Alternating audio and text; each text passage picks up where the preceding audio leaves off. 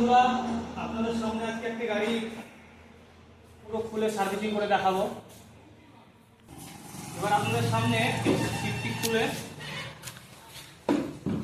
পুরো গাড়িটি সার্ভিসিং হবে। এখন ব্যাটারি ভোল্ট, অ্যাম্পায়ার এবং পুরো নাট বোল্ট স্ক্রু টাইট হবে।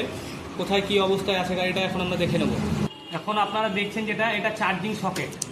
এই যে কানেকশনটা দেখছেন, তার এখানে চার্জারের পিনটা এখানে লাগায়, এইখান থেকে চার্জ হয়। তো এটা আমরা আপাতত খুলবো। এবার এই পুরো এই সামনেকার চার্জিং সকেটের যে কানেকশনটা আছে এটা আমরা এখন খুলে নেব। না খুললে আমার এখানে কাজ করতে একটু অসুবিধা হবে, তো আপনাদের সামনে এটা আমি এখন খুলছি।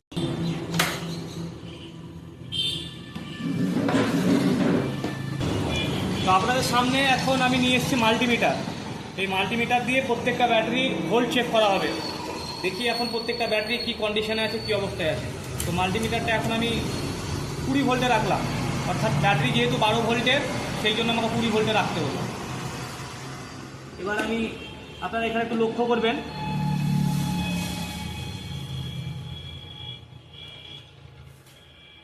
দেখতে পাচ্ছেন আপনারা ব্যাটারি 12.95, অর্থাৎ ব্যাটারি ঠিক আছে। আপনারা বাজারে অনেক গাড়ি দেখবেন, অনেক চায়না গাড়ি বেরিয়েছে, অনেক কোম্পানির গাড়ি বেরিয়েছে, যেগুলো বলবে কিনা আপনাদেরকে 1 লাখ টাকায় 5খানা গাড়ি, 3খানা গাড়ি। আমাদের গাড়ি দাদা ব্র্যান্ড, আমাদের গাড়ি কোম্পানির গাড়ি। আমাদের ব্যাটারি লেড অ্যাসিড ব্যাটারিতে শুধু কানেকশনটা দেখুন, এই যে একটা এক্সট্রা ওয়্যার যে ফিউজটা রয়েছে, এটা অন্যান্য গাড়িতে আপনি পাবেন না। এটা ফিউজ কানেকশন, অর্থাৎ এই ফিউজটাতে আপনার ব্যাটারি শর্ট সার্কিট বা ব্যাটারি উল্টোপাল্টা ভুল বশত কানেকশন হয়ে থাকলে এই ফিউজই আপনাকে বিপদের হাত থেকে বাঁচাবে।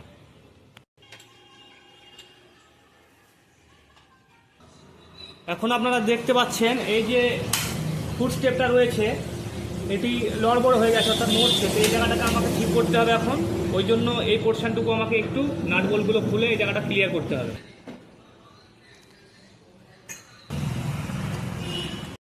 তো এটাকে এখন আমরা একটু হালকা করে উপরের দিকে চালিয়ে নেব, যাতে করে আমার এই পোর্শনটায় কাজ করতে সুবিধে হয়, আমি একটু স্পেস পেয়ে যাই থাকা। তো এখন আপনারা দেখছেন এই জায়গাটা আমি ওই পোর্শনটা খুললাম, তবে আমার এখানে হাত ঢুকে গেল। কাজ করার জন্য আমি একটা যথেষ্ট ভালো স্পেস পেয়ে গেলাম। এখন মজবুত হয়ে গেছে, আর নড়ানড়ির কোনো চান্স নেই।